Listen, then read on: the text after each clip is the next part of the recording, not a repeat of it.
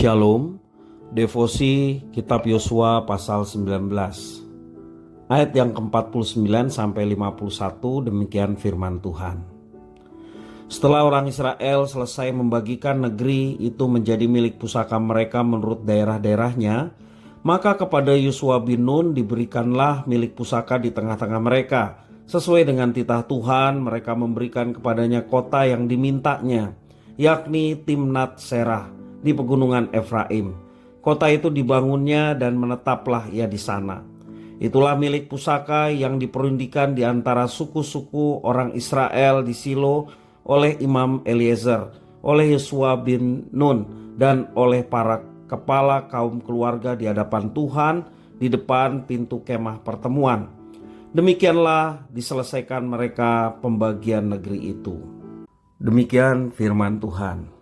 Belajar dari Yosua menjadi yang terakhir. Sekalipun memiliki tanggung jawab yang lebih besar, para pemimpin juga memiliki hak istimewa atau privilege.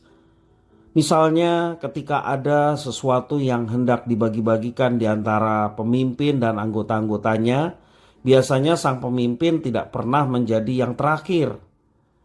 Tetapi pemimpin biasanya mendapat bagian yang pertama. Ini berbeda dengan Yosua, seorang pemimpin yang dipakai Tuhan luar biasa.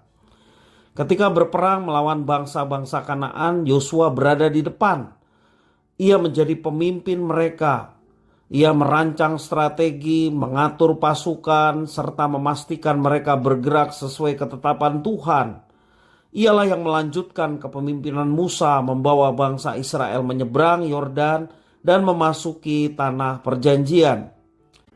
Yosua memimpin suku-suku Israel merebut kota demi kota di tanah yang dijanjikan Tuhan diberikan kepada mereka. Kemudian Yosua juga membagi-bagikan negeri itu kepada setiap suku dengan undian sesuai dengan firman Tuhan. Undian tersebut tertulis dalam Yosua pasal 14 ayat 1 sampai yang ke-5. Dan menariknya, Yosua terlebih dahulu memastikan agar setiap suku menerima milik pusaka mereka. Setelah itu barulah ia menerima milik pusakanya sendiri.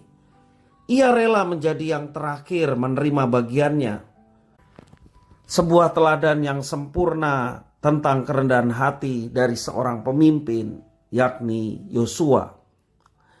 Ini bukan hanya soal siapa yang mendapat bagian paling akhir, tetapi ini adalah tentang kerelaan melayani dan menempatkan orang lain lebih utama dari kepentingan diri sendiri. Tuhan Yesus, junjungan kita, teladan kita, juga pernah menyampaikan hal yang sama.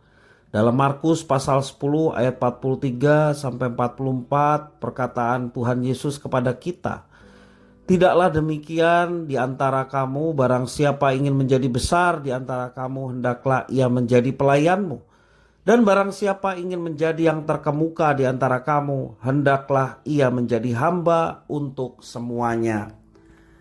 Karena Anak Manusia juga datang bukan untuk dilayani, melainkan untuk melayani dan untuk memberikan nyawanya menjadi tebusan bagi banyak orang." Tambahan ayat yang ke-45. Tentunya ketika kita tidak di dalam Tuhan Yesus, apa yang diperintahkan Tuhan ini tidak mudah.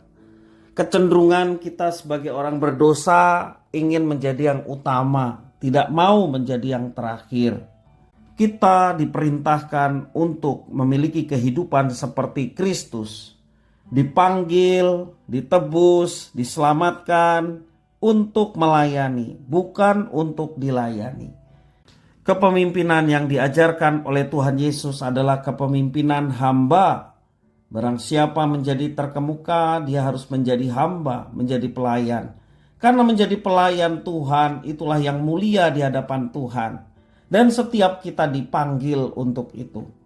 Maka berbahagialah kita sekalian yang telah ditebus oleh Kristus dan diberikan kehormatan untuk menjadi pelayan-pelayan Tuhan. Pelayan Tuhan, tugas utamanya adalah memberitakan kasih Tuhan kepada sesama kita. Mungkin itu keluarga kita, teman kita, siapapun. supaya mereka juga memperoleh kasih karunia keselamatan yang disediakan Tuhan pada manusia dan hanya melalui Yesus Kristus. Tugas kita melaksanakan itu. Tidak untuk meninggikan diri, tidak untuk sombong, tetapi menjadi pelayan dan hamba. Karena itulah yang mulia di hadapan Tuhan. Jadi kepemimpinan Kristen adalah kepemimpinan hamba yang senantiasa rela untuk memberikan diri untuk melayani Tuhan. Tuhan Yesus memberkati.